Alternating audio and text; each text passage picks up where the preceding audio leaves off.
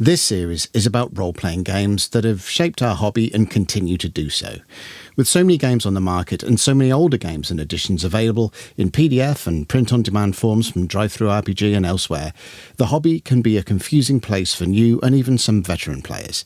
Here I'm attempting to dispel some of that confusion by running through the history of each game, giving an overview of its play features, sharing my thoughts on it and outlining the essentials to pick up if you want to give it a go.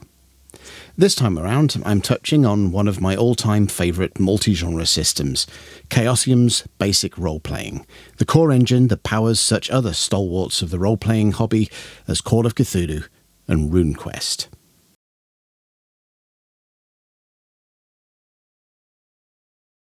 The tale of basic role-playing, or BRP, begins with Chaosium's fantasy role-playing game RuneQuest. I've covered RuneQuest's history in another video, so I'll link to that video in the description rather than repeat it here. Suffice to say, RuneQuest was first released in 1978, with a second edition arriving in 1979, and with a box set for that edition arriving in 1980 that included a 16-page simplified set of rules extracted from the RuneQuest core, labelled as Basic Role-Playing. And this is where our story starts. Greg Stafford, he of Glorantha fame and beyond, and Lynn Willis, a game designer who had come to the Chaosium fold in 1978 following publication of games such as Holy War and Lords of the Middle Sea, worked together with Steve Perrin's RuneQuest rules in order to extract an essential distilled core that could be used for virtually any genre of role-playing. Basic Role-Playing, that 16-page booklet, was the result, setting out a classless, fully skill-based system devoid of the class and level trope established by Dungeons & Dragons. By breaking free from that kind of a more templated design, BRP could more easily be adapted through expansion of its simple and elegant framework to all manner of time periods, milieus and setting concepts. In 1982, Chaosium proved the fact by releasing Worlds of Wonder, a box set comprising 3 role-playing games set in different milieus: Magic World of Fantasy, Super World of Superheroes, and the science fiction Future World, and a slight revision of the BRP rules into its second edition. Because the underlying rules for each game, BRP, were the same, the 3 individual games were very compatible with each other, enabling a lot of crossover and genre mixing. A third edition, now subtitled The Chaosium System, wouldn't arrive until 2002, but Chaosium saw no reason to slow down on building role-playing games that used BRP as a core. Indeed, it wasn't just Chaosium that nabbed the system for their games. I'll list some of the highlights of the games that used BRP through the 1980s and 1990s at this point, and a fair few have seen or will see entries on my channel within this or another series. Most notably for me, among them are Call of Cthulhu, Pendragon, Stormbringer, and of course, its continued use and development within RuneQuest.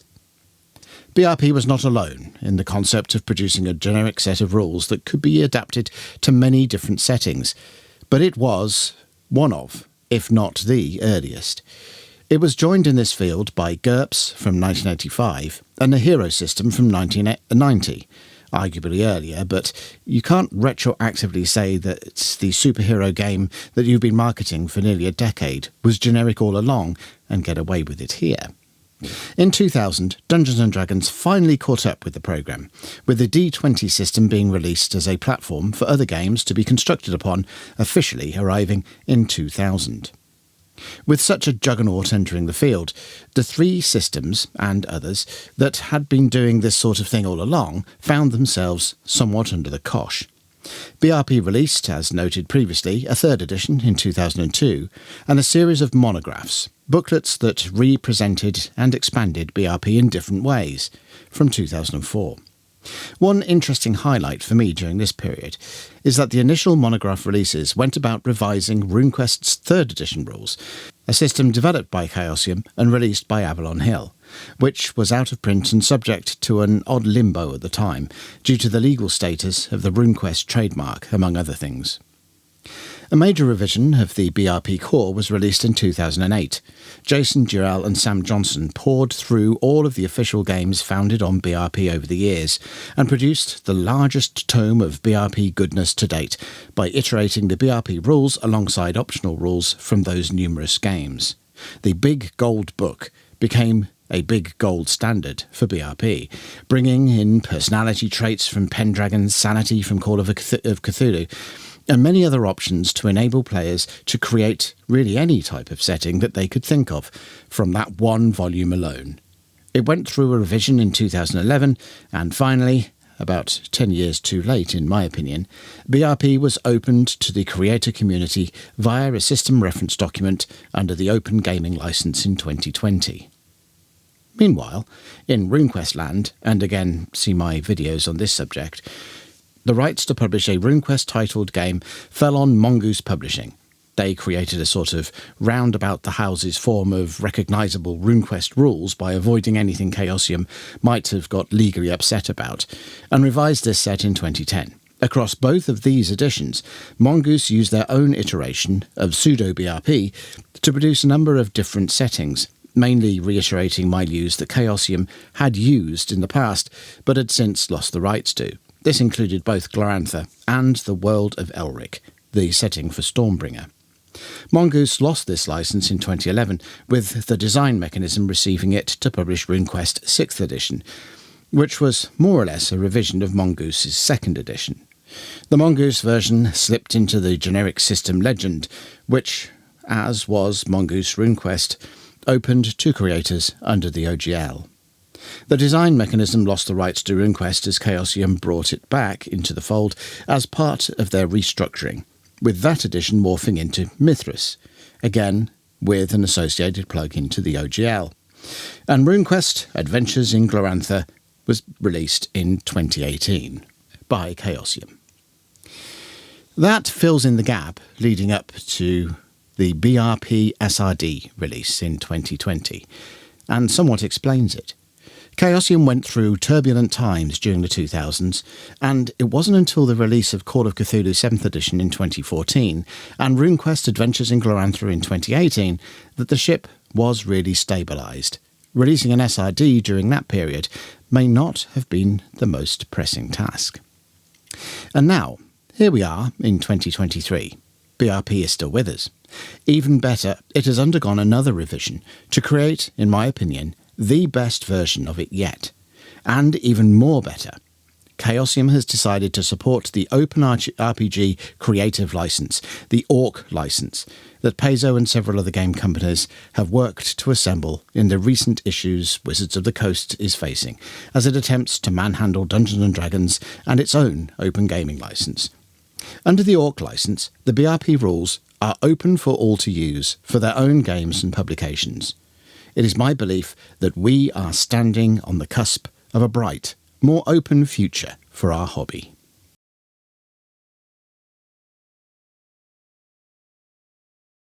At its core, BRP is simple. You have a target, expressed as a percentage, to roll against to see if you succeed. Equal to or under? Great. Over? Fail. Characters are defined by 7 core characteristics: strength, constitution, intelligence, dexterity and charisma being directly analogous to plenty of other role-playing games. Size being a combined statistic representing height and weight, and power, which usually indicates natural aptitude or connection to magic. An 8th characteristic, education, is most useful for modern and future settings, representing a character's level of learned knowledge, whether acquired through attending a formal institution or not. Target rolls used when, say, making a strength check, here named effort, are generated by multiplying the relevant characteristic by 5. If you have a strength of 12, then you have an effort of 60, meaning you have a 60% chance of successfully making a check against strength.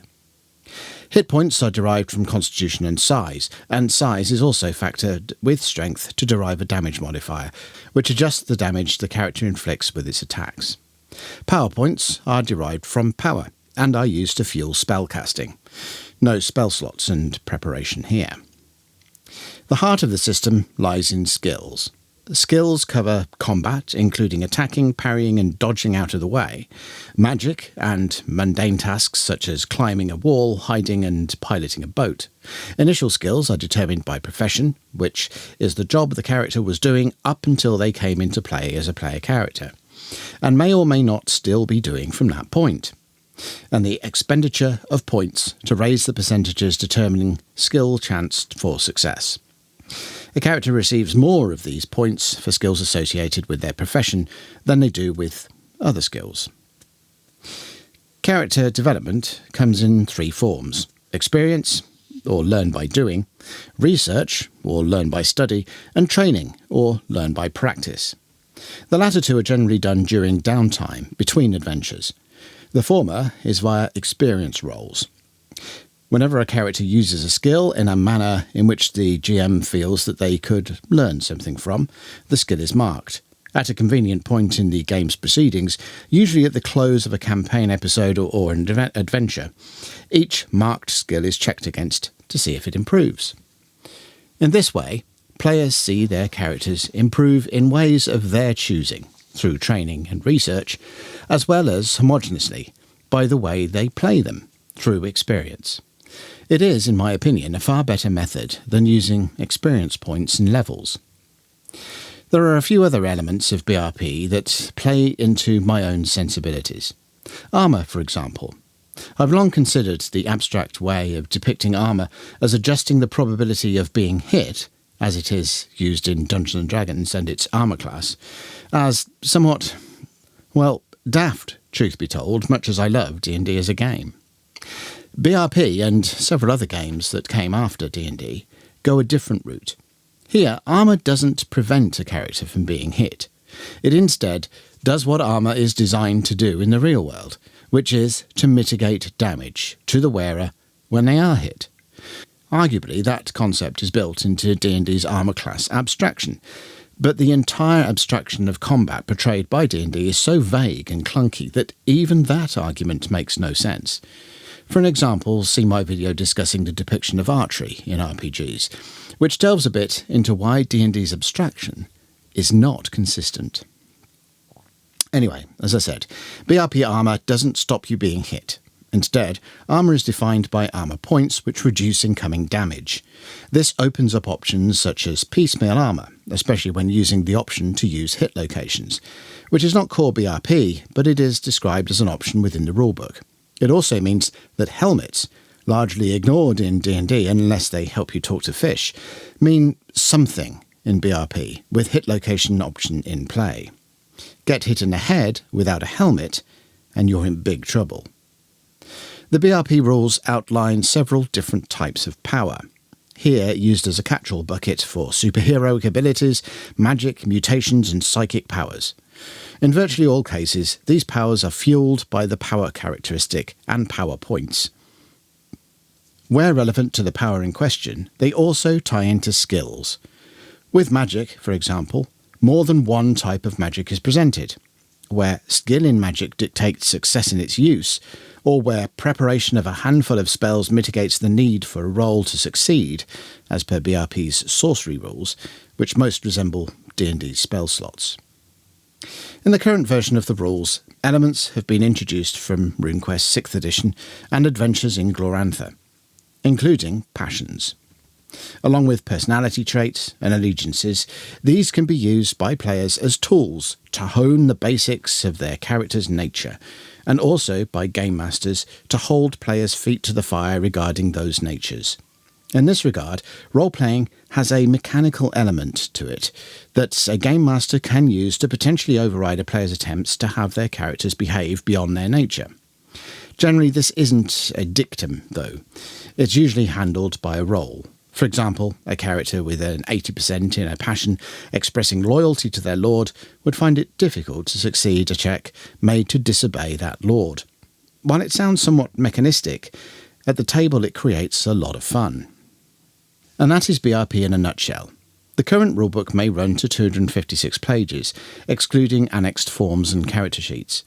But when you remember that the core system can be explained as it was originally in just 16 pages, you get a sense of how much of BRP is given over to helping game masters and players choose the options that best suit them to build the game that they want to play.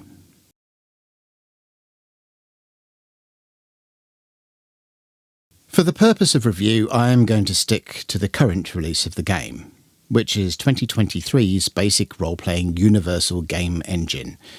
There isn't a vast amount of difference between different editions beyond options are added for inclusion and that Christmas switches into appearance every now and again.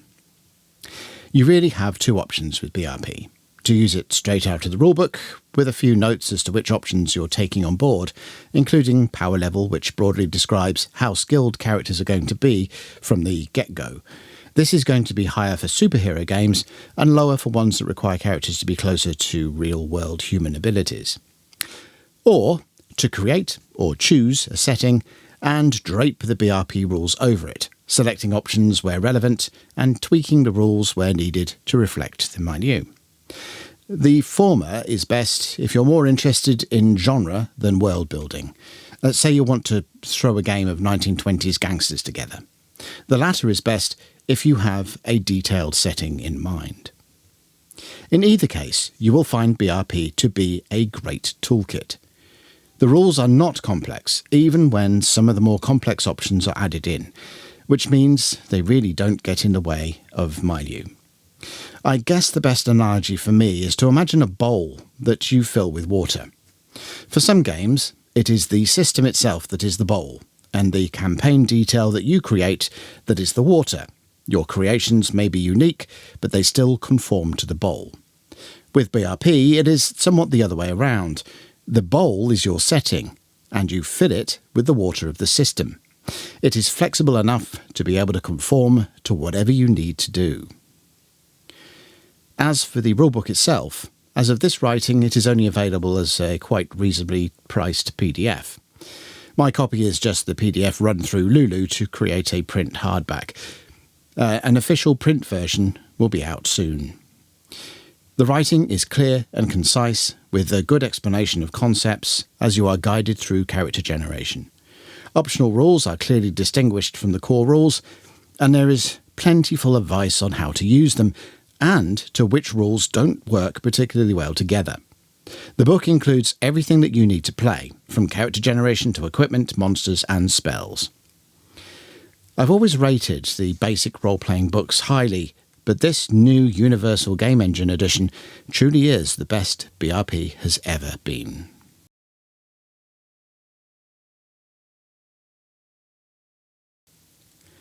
The only essential is the BRP core rulebook, Basic Role-Playing Universal Game Engine.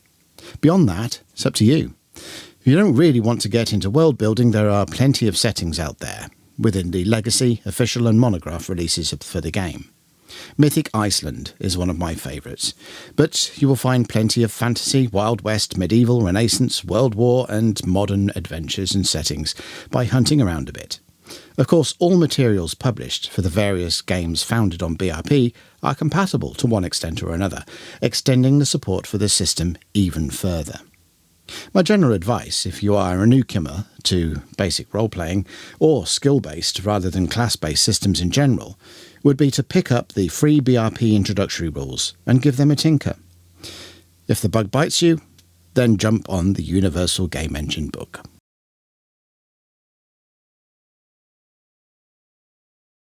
There are many ways to approach role-playing, from abstraction to attempts at realism, from complex systems to bare-bones simplicity. Basic role-playing inhabits a happy balance between these axes, giving a sense of realism without going all in, and neither being too complex or too simplistic. For me personally, it is a toolkit that inhabits a Goldilocks zone, and is malleable enough to satisfy even this perpetual manipulator of rules.